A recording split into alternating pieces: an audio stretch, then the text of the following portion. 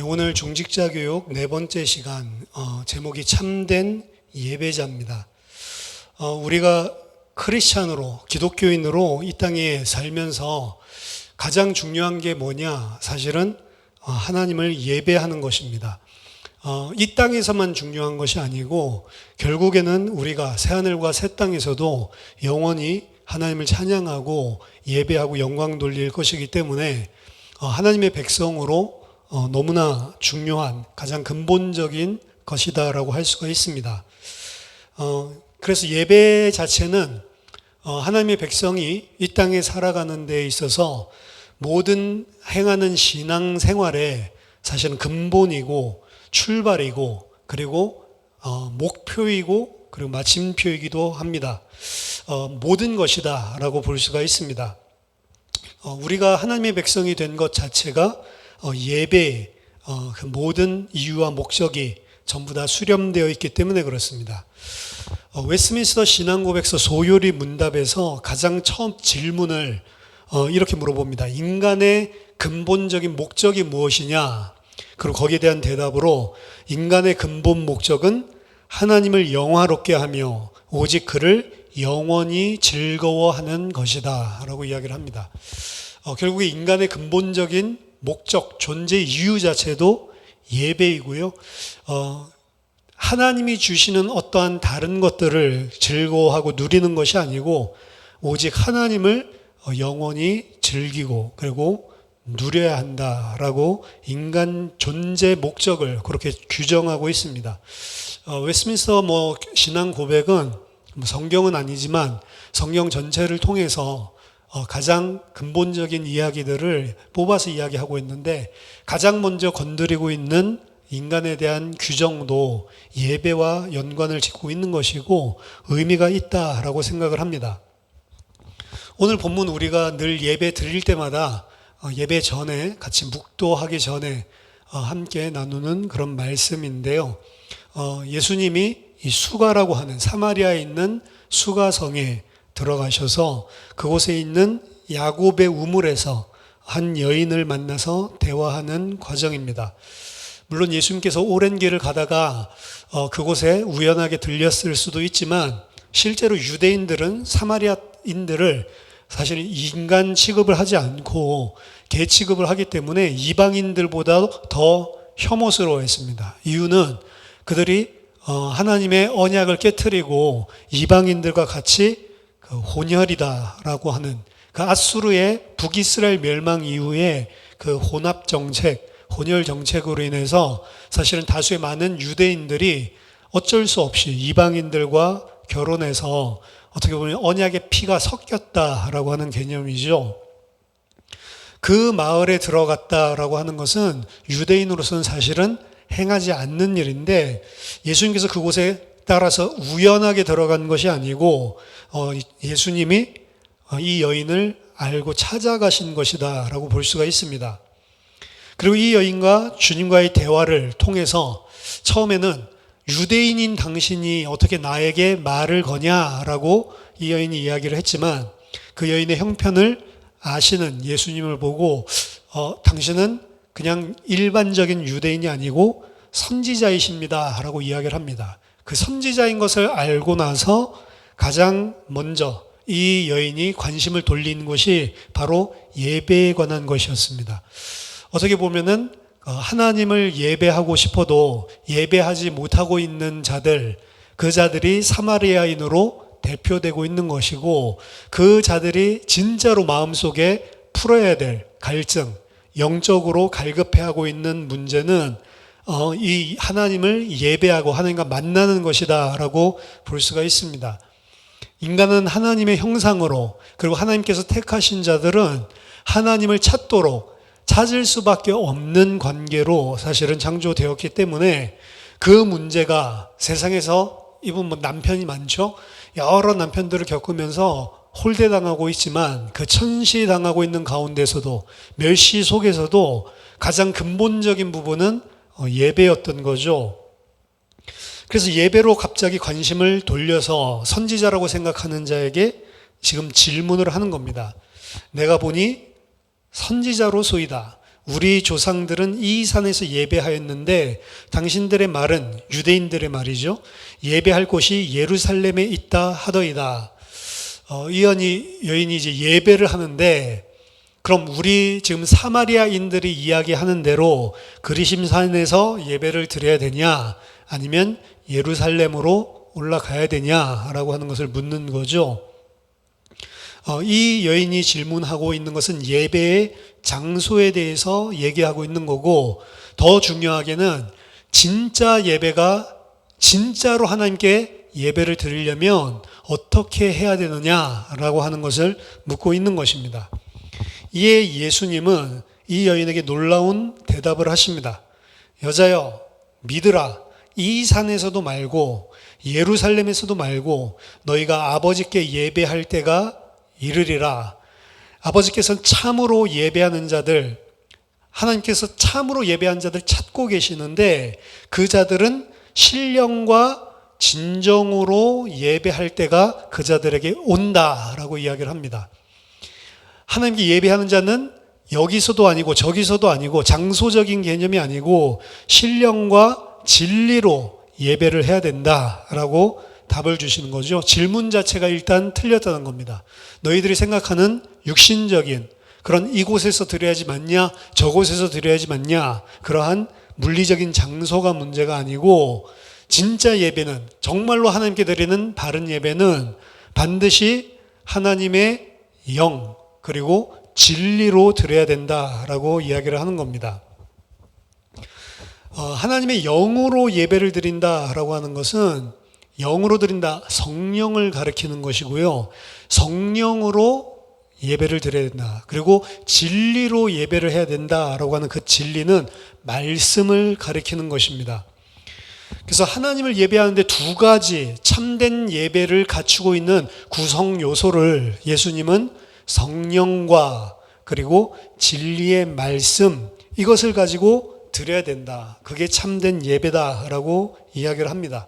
사마리아에서 예배를 드리든 예루살렘에서 예배를 드리든 아니면 그것과 상관없이 어느 장소에서 예배를 드리든 성령과 진리의 말씀으로 예배를 드려야 된다라고 이야기를 합니다.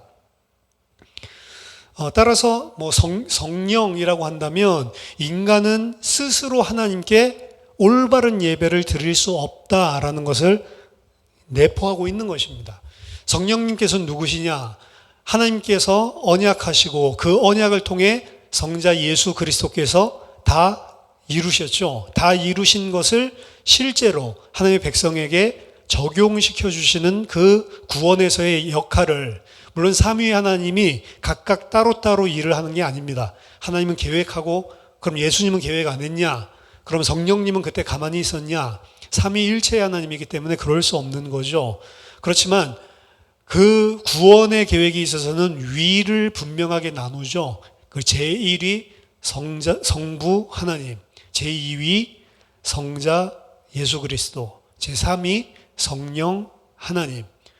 그래서 성자는 성부께 온전하게 순종을 하고, 성령은 아버지와 아들의 뜻을 자기 뜻대로 하는 것이 아니고, 아버지와 아들이 이루신 그 언약을 자기 뜻이 아닌 하나님 아버지의 뜻대로 예수 그리스도의 보내심을 받아서 행하게 되어 있습니다. 그 성령이 도와주시지 않고는 하나님께 올바로 예배를 드릴 수가 없다는 거죠. 말하자면 그 당시에 예루살렘에서 예배 드리고 있었던 많은 자들, 그 자들이 사실은 예수를 십자가에 못 박아 죽여버렸거든요. 그 자들이 예배를 그렇게 열심히 드렸는데도 불구하고 실제로 그들이 예배했던 것, 그건 제대로 된 예배가 아니다라는 것을 이 안에서 반증을 하고 있습니다. 그래서 우리는 성령으로 하나님께서 예수 그리스도를 통해서 이루신 그 일을 밝혀주시고, 그리고 그 진리를 믿게 하시고 그 은혜를 깨닫게 하신 그 성령의 도우심으로만 예배를 드릴 수 있다. 우리 자신이 열심히 진지하게 진짜 마음을 다해서 드리는 것도 영으로 드리는 예배지만, 더 중요하게는 그 영으로 말미암아 거듭난 자, 그 영으로 말미암아 예수 그리스도께서 내게 행해 주신 일이 무엇인지 은혜로 알고 믿고 있는 자만이 예배를 드릴 수 있다는 것입니다. 그리고 그 예배는 반드시 하나님의 진리, 말씀을 가지고 예배 드려야 된다. 그 말씀의 실체도 예수 그리스도죠. 그래서 어떻게 해야 참된 예배를 드리는가라고 하는 질문에 사실은 예수님은 가장 근본적이고 그리고 가장 기초적인 예배를 구성하고 있는 두 가지 구성 요소에 대해서 이야기를 하고 있습니다. 그리고 이 영과 성령과 진리로 예배를 드린다라고 하는 것은 사실은 좀 전에 우리 유대인들 이야기를 했지만 영과 진리로 예배를 드리지 않는 가짜 예배, 말하자면 하나님이 받으시지 않고 하나님이 기뻐하시지 않는 거짓 예배 또한 존재한다는 것입니다.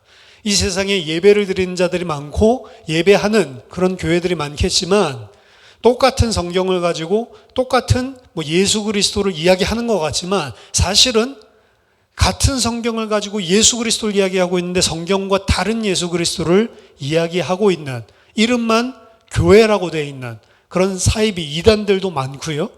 실제로 성경에서 말하고 있는 진리가 아닌 다른 목적과 내용을 가지고 예배를 드리는 자들도 많습니다. 그들은 추호의 의심도 없이 우리는 하나님께 예배 잘 드렸다, 하나님이 은혜 줬다라고 생각하지만 진짜 은혜도 아니고 하나님께 드린 참된 예배도 아닌 거짓 예배가 있다는 것입니다.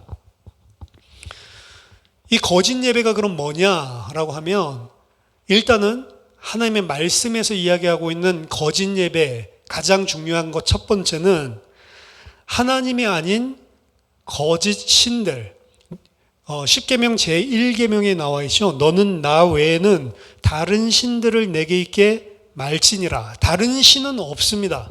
하나님만이 유일한 창조주 하나님이고 다른 신이 있다라고 한다면 그 다른 신은 하나님이 아니라 거짓 신, 인간이 만들어낸, 인간이 스스로 만들어내고 어떻게 보면 성경에서 이야기하고 있는 참된 신이 아닌 그러한 사단, 이런 거짓 신들을 이야기하는 거죠.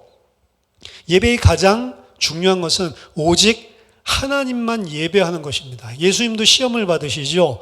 어떻게 보면 3번의 시험 가운데 가장 궁극적인 마지막 시험, 결론적인 시험을 예배를 가지고 성령을 통해 사단으로 말미암아 시험을 받는 그런 예수님의 공생애 전에 있었던 사건을 언급을 하고 있는데 예수님이 거기서 이야기하신 것은 이 세상의 모든 만국의 영광을 준다 해도 그것들이 필요한 게 아니고 우리가 섬겨야 될 것은 오직 하나님만 섬기라고 했다라고 해서 절대로 다른 것, 여호와 아닌 다른 것에 예배하지 않는 모습을 모든 복음서들에서 증거하고 있습니다.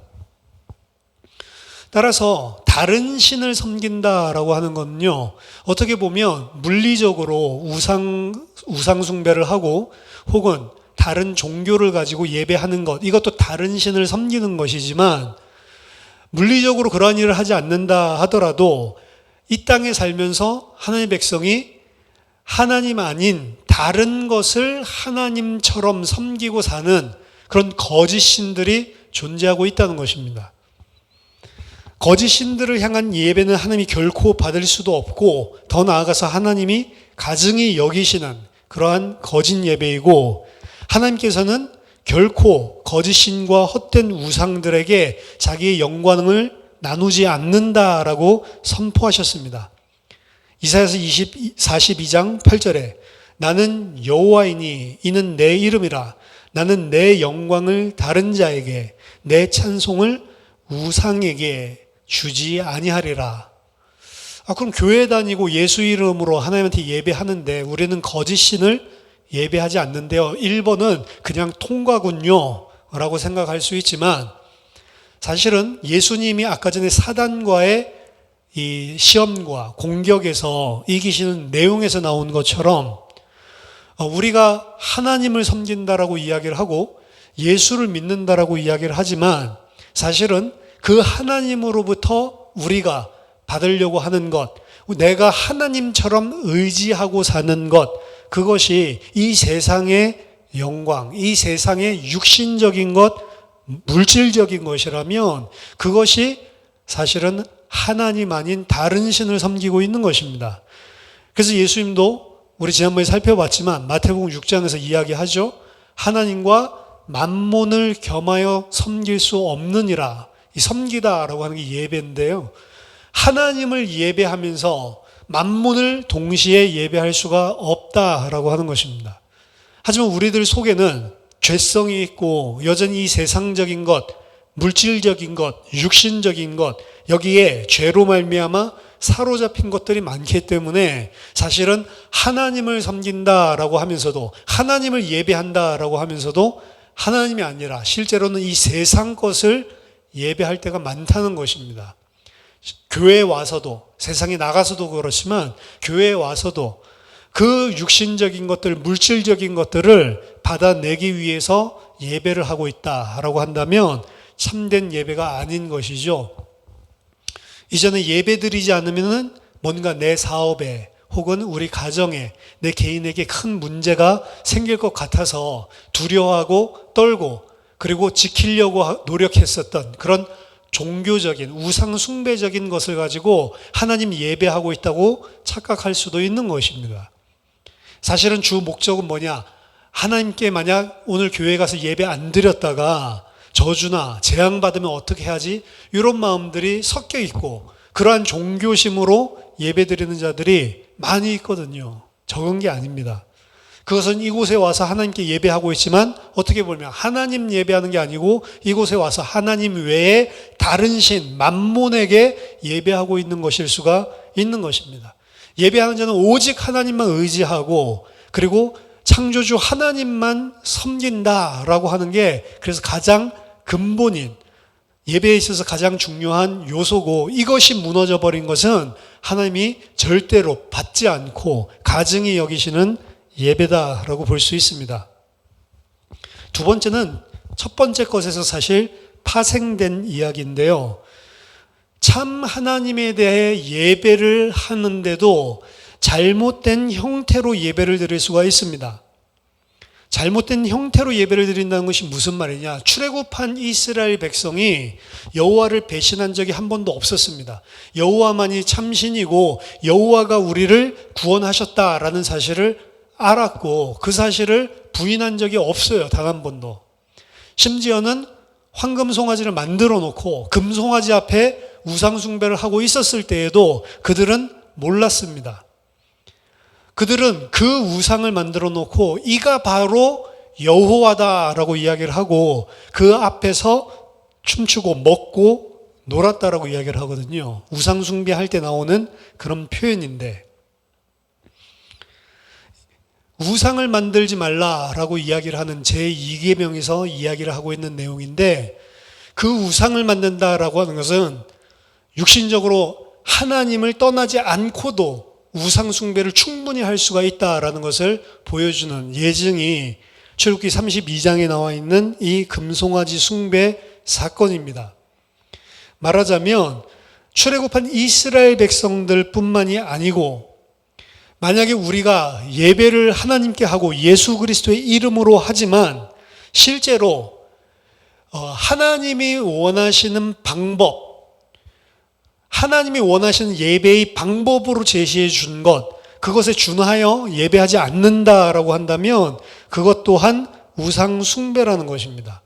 근데 우리는 금송아지를 만들어서 예배하는 것도 아닌데 이 두 번째 통과 아닌가요? 라고 생각할 수가 있습니다.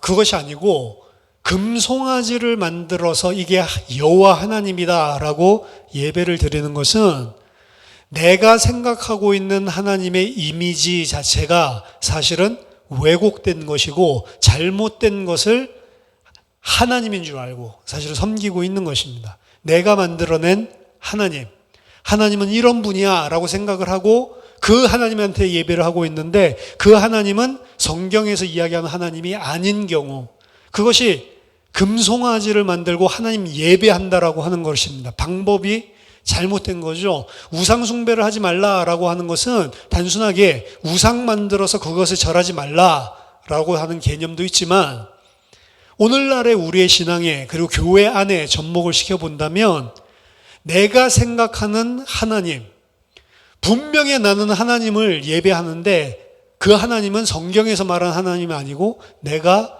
만들어낸, 내가 부어 만든 하나님이란 말이죠. 특히 오늘날에 있어서 많은 교회가 하나님은 사랑의 하나님이다. 하나님은 절대로 사람을 심판하거나 그런 뭐 해코지하는 것 같이 괴롭히거나 그러지 않는 분이다. 하나님은 사랑이시다. 그렇기 때문에 심판 때에 심판도 없다. 이런 식으로 이야기를 하죠. 왜? 하나님은 사랑이니까. 그런 식으로 하나님을 성경에서 말하는 것들이랑 바꿔서 왜곡되게 생각하고 그 하나님께 예배를 드리고 있다면 그것 또한 우상을 만들어서 하나님 아닌 다른 신을, 그리고 하나님이 원하시는 방법이 아닌 다른 방법으로 예배를 드리고 있는 것입니다. 그래서 하나님을 오늘날의 많은 교인들이, 기독교인들이 자기 자신이 편하게 생각하고 자기 자신들의 수준에서 용납할 수 있는 수준의 하나님의 이미지를 그려놓고 예배를 드리는 것, 이게 바로 변질된 예배다라고 이야기하는 겁니다. 영적으로 완전히 변질되어져 있는 금송아지 섬기는 예배라는 거죠. 성경이 이야기하는 것보다 내 느낌에 그리고 내 판단에 그럴듯한 더 좋은, 그렇기 때문에 어떻게 보면 너무 편안한 거예요. 왜? 나랑 딱 맞으니까. 근데 나랑 딱 맞는다라고 생각을 했을 때 사실은 내가 생각하는 하나님이 사실 하나님이 아닐 가능성이 높습니다. 왜냐하면 사실은 하나님을 섬긴다라고 하는 게 힘들어요. 진짜로 하나님을 마음과 힘과 내 목숨을 다해서 사랑하고 섬기는 것은 어렵습니다. 왜? 우린 여전히 나중심적인, 자아중심적인 그런 죄성이 가득하기 때문에 어떻게 보면 하나님을 섬기고 예배를 하는 게 힘든 게 정상인 거예요. 근데 그거에 힘들지 않고 그냥 좋고 편안하다라고 이야기를 할 때 말씀을 듣고 예배를 드리는 것들이 나는 100% 나랑 딱 맞다라고 생각을 한다면 사실은 왜곡되어 있는 경우가 많습니다. 물론 성령이 충만하고 진짜로 하나님이 주시는 은혜가 풍성해서 그렇게 될 수 있는 사람들도 있겠지만 그러지 않은 경우들이 많다는 거죠. 그래서 내가 필요한 하나님, 그리고 내가 편안한 대로 생각하는 하나님, 내 방식대로 내 사상과 기준에 가두어진, 사실은 성경에서 이야기하는 것 중에 나에게 맞는 일부만 떼서 생각하는 하나님, 그러한 거짓 하나님을 만들어서 예배하는 것, 이런 것들 자체가 오늘날의 우상을 만들어서 하나님이 주신 방법 아닌 다른 방법으로 예배를 드리고 있는, 금송아지 만드는 것과 같은 예배를 드리고 있다는 거죠. 세 번째는 참 하나님에 대한 자기 방식대로의 예배입니다. 두 번째랑 또다시 물리는 내용인데요. 여기서 이야기하고 있는 포커스는요, 어떤 하나님에 대한 이미지 이것보다는 종교, 율법, 내 의를 이야기하는 것입니다. 말하자면 하나님 앞에 예배를 드리는데 당연히 우리가 최선을 다해서 열과 성을 다해서 드려야 되는 건 맞죠. 그런데 내가 하나님께 드리는 이 예배에 그 하나님과 나를 이어주는 매개가 뭐라고 착각하는 거냐면 내가 가지고 있는 나의 가치와 의로 생각을 하고 있는 것입니다. 우리는 하나님 앞에 나아갈 때 반드시 예수 그리스도의 이름으로만 나아갈 수가 있는 것이거든요. 다른 것으로는 하나님 앞에 나아갈 수가 없습니다. 다른 이름으로는 구원을 얻을 수 없는 이 천하인간의 구원을 얻을 만한 다른 이름을 주신 적이 없다. 구원뿐만이 아니고 중보도 그렇습니다. 구원받은 자가 하나님 앞에 나아갈 수 있는 유일한 근거 또한 예수 그리스도밖에 없는 거거든요. 그런데 이 일을 우리가 레위기에서도 봤지만 나답과 아비후가 다른 불을 가지고 하나님 앞에 드리는, 불은 차이가 없다고 그랬죠. 사실은 하나님이 주신 불, 그 제단 위에 있는 번제단 위에 있는 불 가지고 나오라라고 이야기를 했지만 이 세상의 물리적인 화학적인 속성에서 본다면 사실은 이 땅에서 이 연소하고 있는, 불타고 있는 모든 불은 인간의 눈에는 다 똑같은 것입니다. 나답과 아비후가 다른 불을 들인 것도 사실은 별반 차이가 없으니까, 만약에 하나님이 내려주신 불, 번제단 위에 있는 불은 푸른색이고, 그리고 세상의 불은 우리가 오늘날 보고 있듯이 그냥 붉은색 불이다라고 한다면 차이가 극명하게 드러나겠죠. 절대로 다르게 드릴 생각을 안 했을 것인데, 그 불이나 내가 생각할 때 이 불이나 그 불이 그 불 같거든요. 그렇지만 하나님은 분명히 그걸 아신다는 거죠. 그 번제단의 불, 그 향로, 뭘 다 상징하고 모형하는 거냐? 예수 그리스도를 상징하고 있는 겁니다. 예수 그리스도가 아닌 다른 것으로, 예수 그리스도가 아닌 다른 의의를 가지고, 다른 정성을 가지고 예배를 드리는 것, 이것 또한 진정한 예배가 아니라는 거죠. 자기 자신들의 스타일로, 자기 자신이 원하는 방식으로 예배를 드리고 망하는 것입니다. 나답과 아비후가 하나님의 불이 나와서 그들을 살라 죽였다라고 이야기를 하죠. 불이 여호와 앞에서 나오는 불, 그 불이 심판의 불로 그들을 태워버렸습니다. 이와 마찬가지로 우리도 그리스도로 드리는 예배가 아니고 나의 의를 가지고 드리는 예배가 충분히 존재한다는 거죠. 그리고 그러한 의로 드리는 예배를, 내 의를 내세우는 예배를 했을 때 사실은 훨씬 더 어떻게 보면은 종교적으로 본다면 감정, 그리고 내가 하나님께 헌신했다라고 하는 뿌듯함, 이런 것들이 더 찾아올 수도 있습니다. 진짜 예수 그리스도를 통해 드리는 예배, 거기서 주시는 그 감사, 그 감격, 그런 것과 못지않은 속이는 그런 감정들이 충분히 우리를 터치할 수 있기 때문에, 그래서 예배하는 자는 반드시 내가 예수 그리스도로만 예배를 드릴 수 있거든요. 예수 그리스도의 은혜로 내가 이렇게 예배 드리게 됐구나. 반드시 하나님 앞에 예수 그리스도를 통해서 예배를 드리는 것이다. 그리고 네 번째로, 하나님 앞에 예배를 드리는데 이 모든 것을 종합했을 때 어디로 가장 예배에 실패하고 잘못된 예배로 빠지기 쉽냐? 종교화, 형식화된 예배를 드리는 것입니다. 늘상 있는 반복적인 것. 그래서 예배를 어떠한 형식적인, 종교적인 그런 순서로 생각을 하고, 그러한 어떤 내 종교를 지키는 의식적인 것으로 생각을 하고, 진짜 그 안에서 하나님을 찬송하고, 하나님께 감사하고, 하나님의 은혜, 정말로 하나님께 영광을 돌리는 그런 예배가 아니고, 늘 하던 거니까 습관적으로 타성에 젖어서 예배 드리는 거죠. 어떻게 보면 이 마지막 부분도 상당히 중요한 것입니다. 중직자들은 예배에 거의 빠지지를 않죠. 그렇지만 그 예배에 참여하고 그 예배를 드리는 시간이 어떤 시간이고, 그리고 어떠한 의미가 있는지 늘 깨닫고 깨어있지 않으면 사실은 종교화, 의식화될 가능성이 가장 높습니다. 그리고 중직자들도 그렇지만 어떻게 보면 목사가 그런 죄에, 그런 우에 빠질 수 있는 염려가 가장 많은 거죠. 왜? 늘상 하다 보니까. 그러니까 예수 그리스도에 대한 참된 의미도 모르고 내가 왜 하나님께 지금 나아가 예배를 드려야 되는지 자각하지 못하고 사실은 몸만 예배를 드리고 있는 거죠.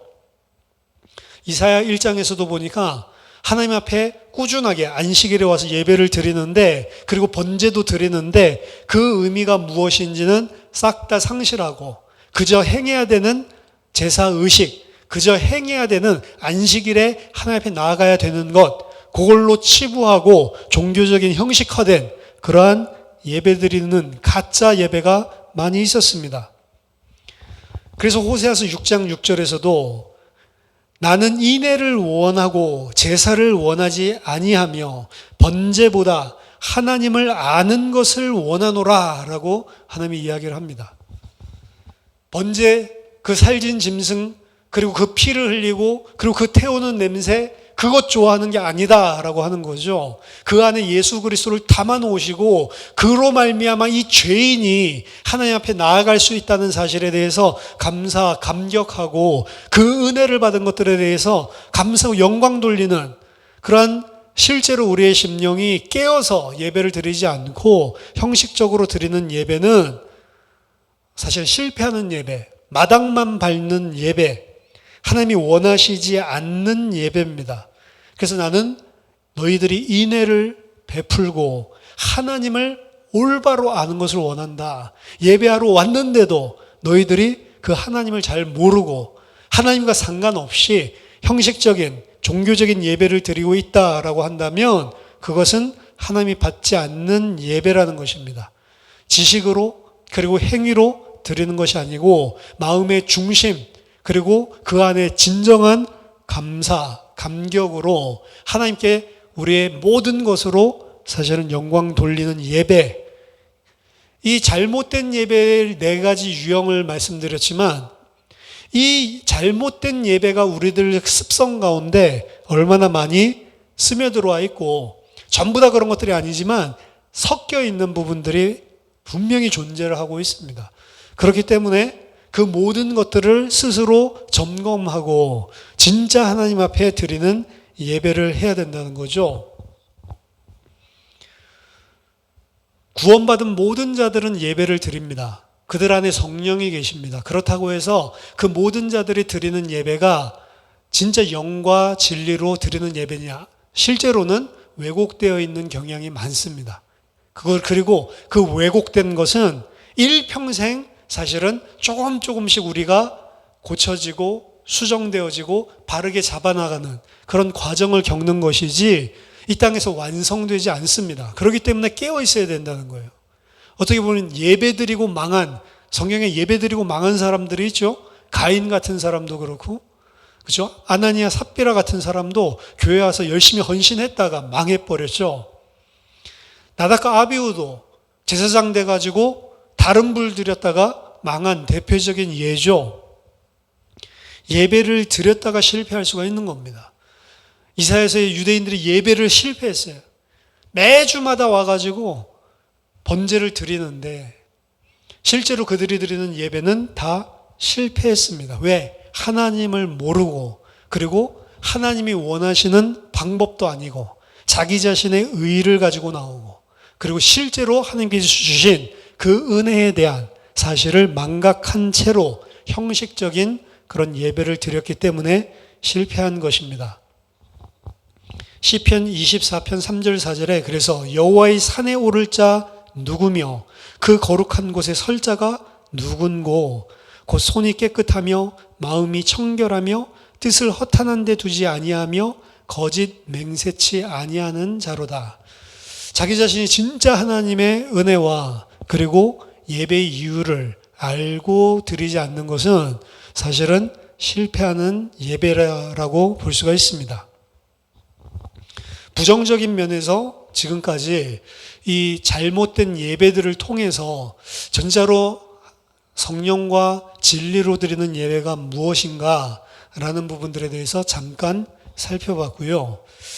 그럼 크리스찬에게 있어서 특히 우리 중직자로 세워지는 분들에게 있어서 진짜 가장 중요한 그리고 일평생 이루어 나가는 거다라고 이야기를 했는데 그 예배는 무엇이냐라는 부분에 대해서 살펴봐야 되겠습니다.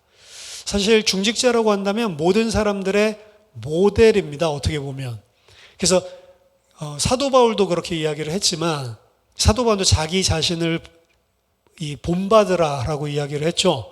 어떻게 보면은 중직자들의 신앙생활하는 모습이 많은 교회, 어린 성도들, 많은 교회 안에 있는 아직 믿음이 장성하지 못한 자들이 보고 배우고 사실 따라가야 될 그러한 실제 살아있는 교훈이 충분히 될 수 있습니다. 그렇기 때문에 더 예배에 대해서 바르게 알고 참된 예배자가 되기 위해서 힘써야 되는 거죠. 그 예배는 물론 형식적으로 모든 공예배의 중직자는 참여해야 된다. 일반적으로 그런 것들 많이 가르치죠. 그거는 가르칠 내용이 아니고 당연한 것입니다. 모든 하나님의 공동체 백성으로서 예배를 드리는 것, 특히 수요 예배라든지 금요 예배라든지 이런 부분들에 대해서 여러 가지 우리들의 먹고 사는 생존의 문제들 때문에 참여 못할 수도 있습니다. 근데 주일만큼은 사실은 예배 드리는 게 맞는 거죠. 그 주일마저 드려야 된다 이런 교육하는 것은 사실 교육할 필요가 없는, 구원받은 자라면 당연히 해야 될 일이에요. 그리고 중직자라면 지금 이 시간표에 수요 예배다, 금요 예배다, 그때 못 드릴 수는 있지만 그때 나왔었던 말씀 가지고 묵상하고, 그리고 그 말씀으로 내 자신이 하나님 앞에 개인 1대1로 예배를 드리고, 그거 제가 봤을 때는 기본이다라고 생각을 합니다. 제 친구 목사님들이 웨스민스터 출신들이 많잖아요. 거의 다 정통적인 그런 장로교회에서 예배를 인도하시고 그곳에서 설교를 하시는데, 이분들 아주 훌륭한 분들이고, 그리고 많은 성도를 가지고 계신 분도 있습니다. 그 공동체 안에서 매주 설교를 하는데, 제가 매번 들을 수는 없지만 가끔가다 저한테 친구 이렇게 구독 신청을 해놔가지고 올라오면 무슨 말씀 하셨는지 보고 은혜를 상당히 많이 들어보면 말씀이 좋은 게 굉장히 많아요. 성경을 정말로 깊이 있게 보는구나. 정말로 주애를 잘한다. 정말로 이분이 믿고 진짜로 그 하나님의 심정을 가지고 예배하는구나. 설교가 아니고 진짜로 본인이 하나님 받은 은혜를 나누는구나. 감동스러운 그런 내용의 설교들이 많습니다. 그리고 그 안에서 많이 배우고요. 그런데 그런 좋은 설교들 보면 조회수가 10명이 안 되는, 10번도 안 봐요. 교회 교인 수들은 100명 이 정도 있어도 한 주의 조회수가 10회, 30회 이 정도밖에 안 봐요. 말하자면 그 교회 사람들은 주일날 와서 예배 드리고 나서 혹은 수요 예배나 금요 예배 못 드리고 전혀 그 말씀 참고조차도 안 한다는 겁니다. 그 심각한 문제입니다. 진짜로 하나님의 말씀, 그리고 내가 공예배에 어떤 피치 못할 사정으로 참여하지 못했다면 그 말씀 가지고 개인이 하나님 앞에 예배 드려야 될 거 아니에요. 안 합니다. 그거 보면 안타깝더라고요. 왜 이런 좋은 설교를 그 교인들은 안 듣지?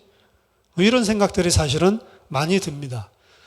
말씀을 참고하는 게 아니에요. 예배를 드리는 겁니다. 말씀 가지고 그걸 가지고 우리 자신 무슨 지식을 쌓는 게 아니고, 예배하고 우리 안에 하나님을 참되게 예배하지 못하고 있는 요소들을 말씀 속에서 묵상하고 그 부분들을 하나하나 제거하면서 사실은 일평생을 하나님만 예배하는 참된 예배자로 우리가 세워지는 것인데, 그 교회에 많은 중직자들이 있는데도 말씀을 진짜 안 듣는구나.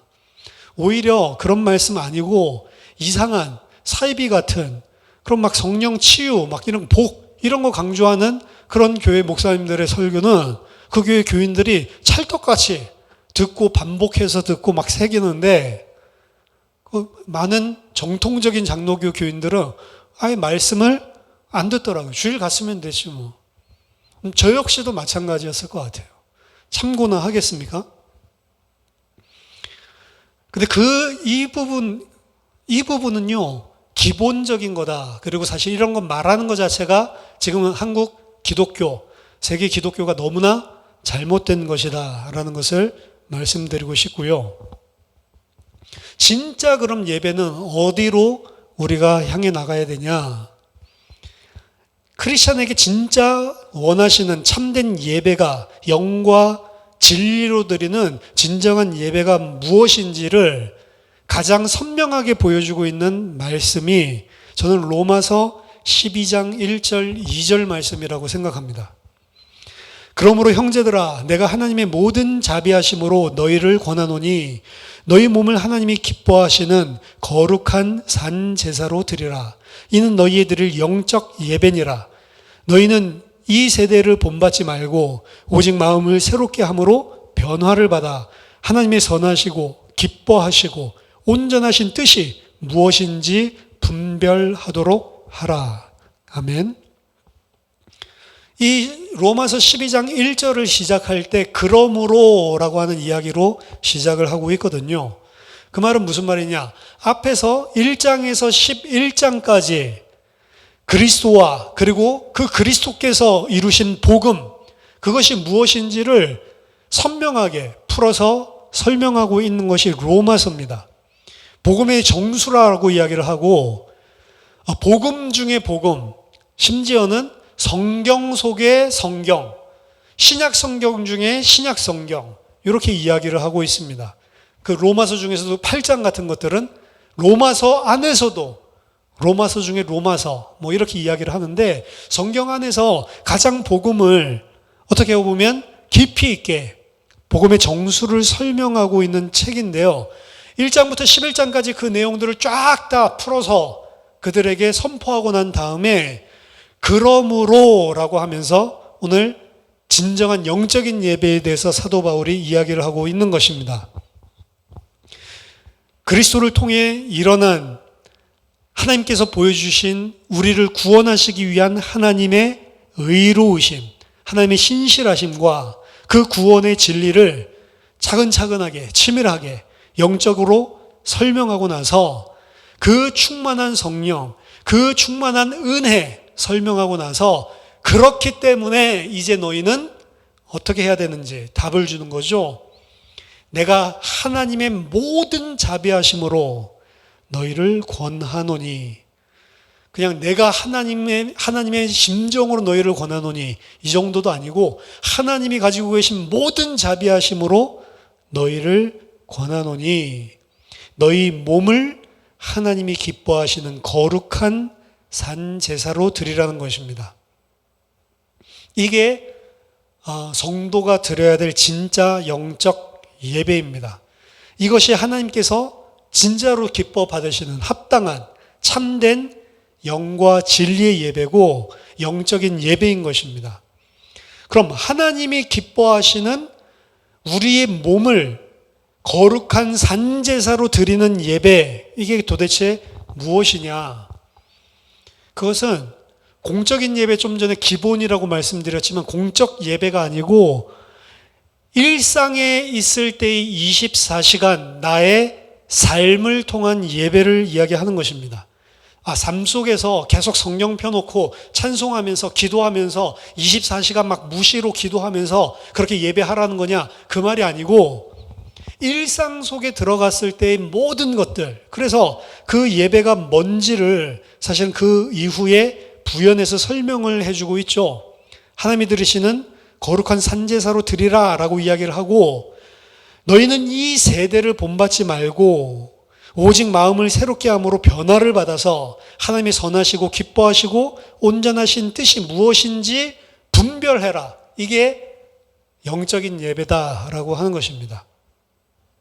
공식적인 예배가 진짜로 예배였다면 그것이 이 세상과 구분되어서 하나님의 뜻이 무엇인지, 하나님의 온전하신 뜻이 무엇인지를 분별하는 것으로 24시간 살아야 된다는 겁니다. 마태복음 7장에서 예수님이 강조하시는 것도 열매인데요. 결국에 그 열매를 보고 그들이 무슨 나무이며 무슨 뿌리에 무엇에 지금 뿌리를 내고 있는지 드러난다라고 이야기를 하시듯이, 예배가 실제로 우리 성도의 삶을 통해서 나타나지 않는다면 사실은 이 교회에 와서 공적인 예배를 아무리 잘 드려본들 하나님이 원하시는 진정한 영적인 예배가 아니라는 거죠. 너희는 이 세대를 본받지 말라라고 바울이 이야기를 합니다. 이게 이제 영적인 예배의 구성 요건이에요. 이 세상이 생각하는 방식, 이 세상이 살아가는 방식, 이 세상은 뭘 말합니까? 하나님 모르는, 하나님을 모르기 때문에 어떻게 삽니까? 나 중심적으로, 하나님 모르기 때문에 어떻게 살죠? 이 땅의 것을 의지하고 이 땅의 것 때문에 내 마음의 평안이 왔다 갔다 하고 이 땅의 것으로 근심 가득한 상태로 사실은 살아가는 거죠. 그래서 이 땅의 것, 이 세상의 사람들이 가지고 있는 그 모든 가치, 그들이 가지고 있는 풍조, 그들이 가지고 있는 문화, 그들이 가지고 있는 사상, 그걸 가지고 똑같이 살아가는 게 아니고 너희들은 항상 이 세상의 사상과 이 세상의 가치관과 분리된 자, 거기에서 꺼내심을 받은 자. 그래서 우리의 가치관은 그리스도 하나님을 중심으로 새롭게 지식에까지 변화를 받은 자로 살아가는 것, 그것이 예배라는 거예요. 영적인 예배. 에베소서 2장에서도 이야기를 하고 있지만 이 세상 사람들은 자기 자신이 원하는 것을 하여 본질상 진노의 자녀가 되었다라고 하고 자기 정욕과 자기 욕심으로, 결국 이들이 추구하는 것은 이생의 자랑, 안목의 정욕, 진짜로 내가 원하는 것들, 자기 자신의 욕심을 채우기 위한 죄 가운데 살아가고 있다는 거죠. 예배 드릴 때는 그것이 죄고 그 죄에서 구원해 주신 게 감사하다라고 하지만 일상으로 돌아가면 또다시 세상 사람들과 살아가는 것은 영적 예배가 실패하고 있는 것이다. 결국에는 공예배를 기점으로 공예배와 공예배 사이에 있는 우리의 일상의 삶을 계속 하나님의 백성으로 참된 예배자로 살아가야 된다는 것입니다. 그게 하나님께서 기뻐하시는 참된 예배라는 거죠. 그래서 결국에는 참된 예배를 드리기 위해서는 내 안에 있는 육신적인 자아와 싸워야 돼요.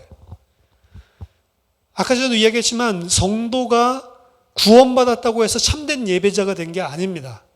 공예배도 마찬가지고 더 중요하게 사실은 우리의 일상의 24시간 삶을 이야기하는 거예요. 우리의 신분은 그리스도 안에서 하나님의 백성, 하나님의 아들, 하나님의 자녀가 된 것이 분명하지만 이 육신의 장막을 입고 이 땅에 살아가고 있을 때에는 여전히 육신이 연약하여 그 죄성으로 인하여 계속 예배를 흐트리고 있는 게 우리들의 솔직한 삶입니다.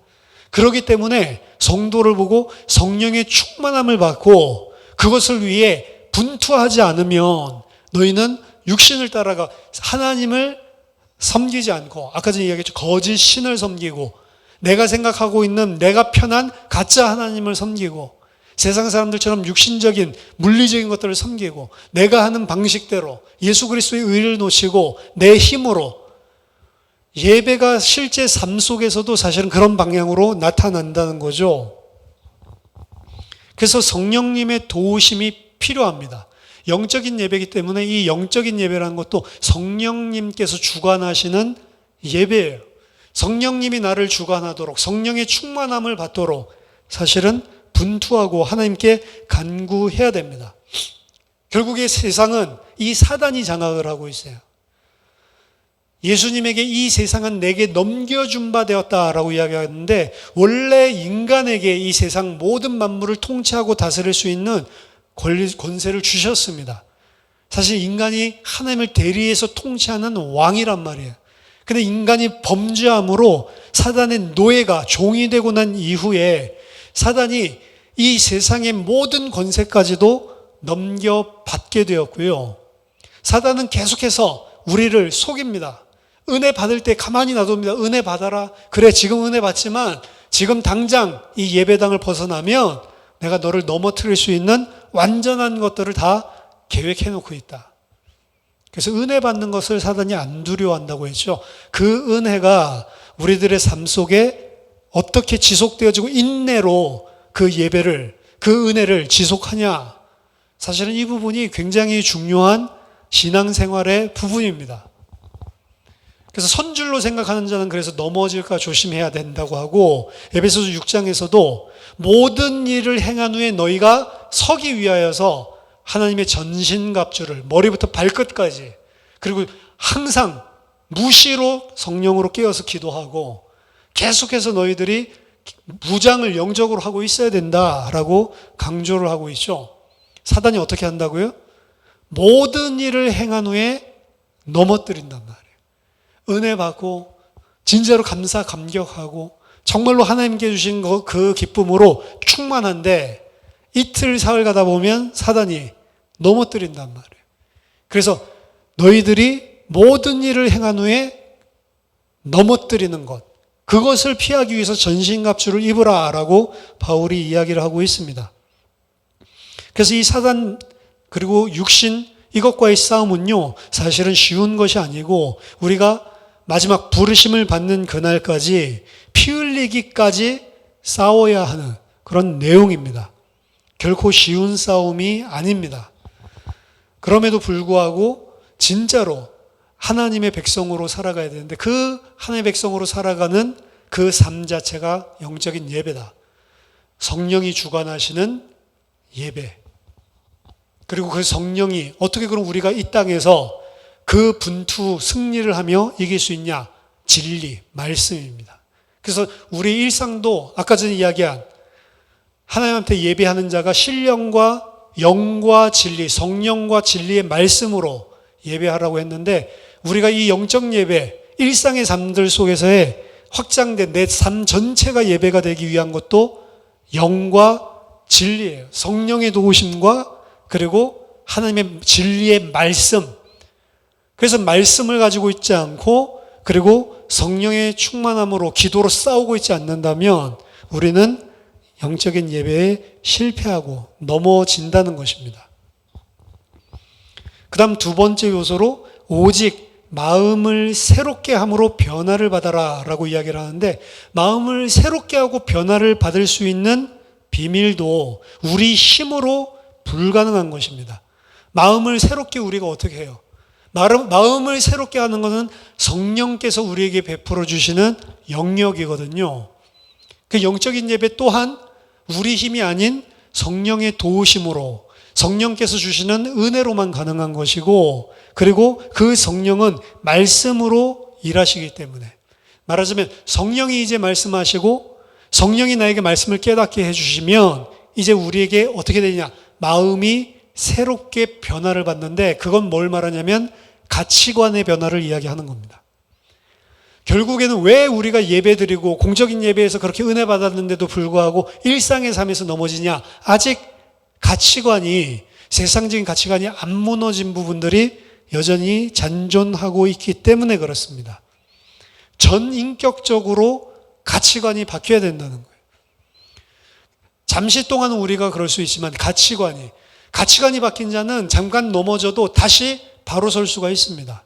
그리고 가치관이 바르게 정말로 바뀐 사람은 잠깐 넘어져도 내가 넘어지고 있구나. 내가 지금 예배가 안 되고 있구나. 이 사실을 감지하게 되어 있단 말이에요. 매일매일 예배들 속에서 매일매일의 일상의 삶들 속에서 하나님이 주시는 새로운 가치관. 제가 가치관을 그럼 우리가 어떻게 보냐라고 하는 것들에 대해서 자주 설교를 했죠. 결국엔 내 관심이 어디가 있냐. 이게 상당히 중요합니다.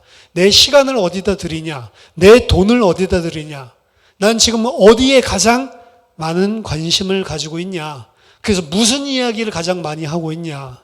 사실 이게 다 가치관이거든요. 백날 돈 하고 있으면 그 사람 가치관은 돈인 거예요.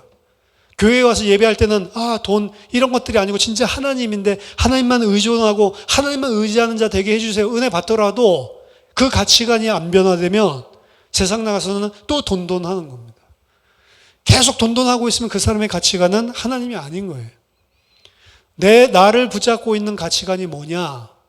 무슨 생각을 많이 하고 있고 무슨 말을 많이 하고 있고 그리고 무엇 때문에 그렇게 즐겁고 무엇 때문에 그렇게 고통스럽고 힘드냐? 그거 보면 가치관의 답이 나오는 거예요. 어디에 여러분들이 시간과 돈을 가장 많이 쓰고 있습니까? 그게 가치관인 거예요. 여러분들이 어디에 가장 많은 그 기쁨과 슬픔을 어떻게 보면 평안과 혹은 고통을 뭐 때문에 느끼고 있습니까? 그게 나를 자꾸 움직이는 핵심적인 가치관이라는 거예요. 핵심 가치. 그래서 회사도 뭐 돈 벌으려고 사업하고 장사하려고 하는 것이지만 대기업이고 그리고 큰 회사일수록 우리는 돈 벌어서 장사하려고 합니다. 그걸 핵심 가치로 표방하는 회사는 단 한 곳도 없습니다. 모든 대기업들 사이트들 들어가서 핵심 가치 보세요. 핵심 가치라고 있는 게 다 나와 있는데요. 그 핵심 가치는 뭐 인류의 공영에 이바지하고 그리고 이 세상을 보다 더 행복하고 윤택하게 사는데 헌신하겠다라고 하는 게 거의 다 가치관이에요. 핵심적인 가치관. 근데 실제로 그들은 우리는 이런 기업입니다 라고 핵심 가치는 그렇게 써놓지만 그 회사가 가지고 있는 핵심 가치는 그 회사가 행하고 있는 평소의 행태를 보면 그럼 그 핵심 가치를 가지고 있는지 아닌지 드러나는 거예요. 모든 자들이 더불어 잘 사는 세상, 정말로 편안하고 행복할 수 있는 세상을 만들기 위해서 헌신하고자 하는 기업입니다. 말로는 그렇게 하는데 실제로는 골목 상권 다 잡아먹고 그리고 자기네들이 아래 하청받는 사람들, 자기들이 가지고 있는 권력 가지고 어떻게 보면 후려쳐가지고 그 사람들에게 불이익을 주고 불합리한 이윤을 취하고 있는 기업이라면 말로는 핵심 가치 이렇게 이야기하지만 그들은 그런 기업이 아닌 거죠. 그래 이게 똑같은 거예요.